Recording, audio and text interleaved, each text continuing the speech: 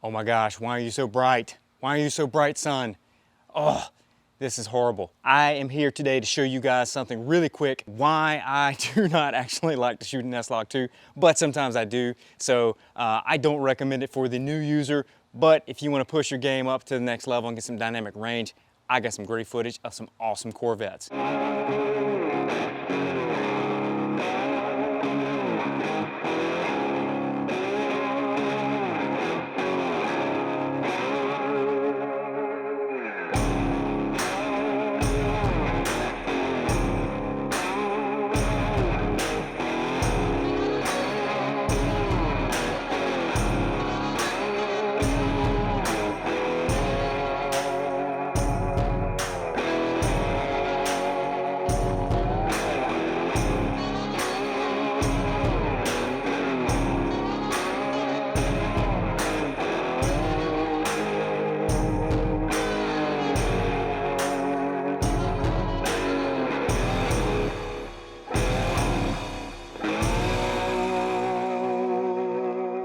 Guys, welcome back to Otaku Lens. Today we're going to hit a very heavy topic for a lot of people who are just starting out with Sony cameras, and it is using log or flat profiles and also using things like CINE or no picture profile at all. I started out shooting a picture profile of 1 back in the day when I started out on my first Sony camera, and it gave me great quality, but it just didn't give me the colors I really wanted. And so what I had to do was start playing around and learning from the internet all these cool guy things that the great creators are putting out, especially those that were shooting with Sony cameras. So one of my favorites is Cine 4. Cody Blue is an amazing content creator and also photographer and videographer. He gave me some of the most basic functions of how to use Cine 4 back in, I think it was a couple years ago when he put out his settings, and I can put a link down in the description, but he also went in and started talking about S-Log2. I didn't really jump on the bandwagon with S-Log2 because I thought that at the time, I'm not pro enough. Well, I decided to do a little bit of a challenge. Many other YouTubers have put out all kinds of different things about the a6600, a6400. Well, not a lot of them have actually put out information on how hard it is to shoot an S-Log2. It is extremely difficult for people that are just starting out that do not know how to shoot in picture profiles. And I want to share with you today my experience with S-Log2, because typically I shoot in Cine 4. I love it, it's easy, it's great, it's really functional and low light. But if you're out in the harsh sunlight and you don't have an ND filter, you're gonna be struggling. S-Log2 works really well. There's a couple settings, couple different ones I've tried out. Some of them were extremely difficult.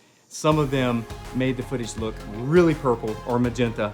And then others, it took a lot of overlapping color grading and also going back in and taking the footage and then re-importing it back into Premiere Pro or Final Cut Pro.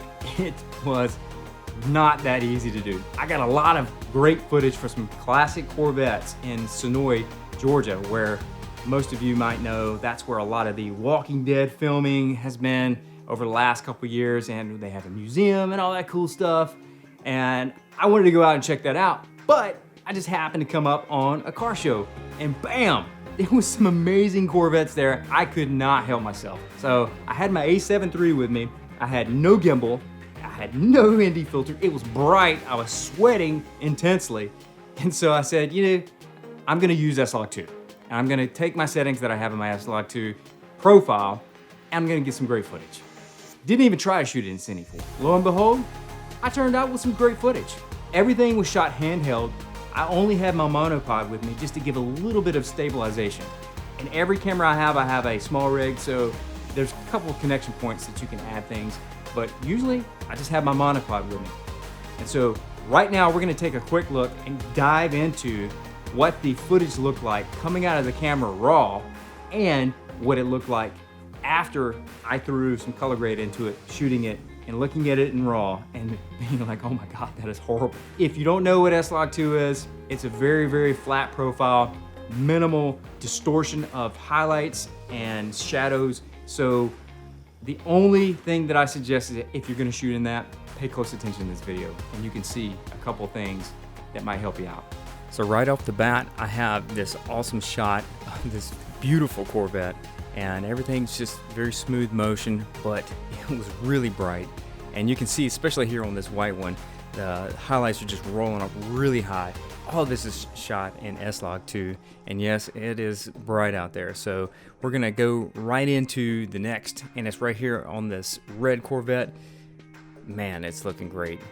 And this is all flat profile, which was very hard. Time to roll into the color graded footage.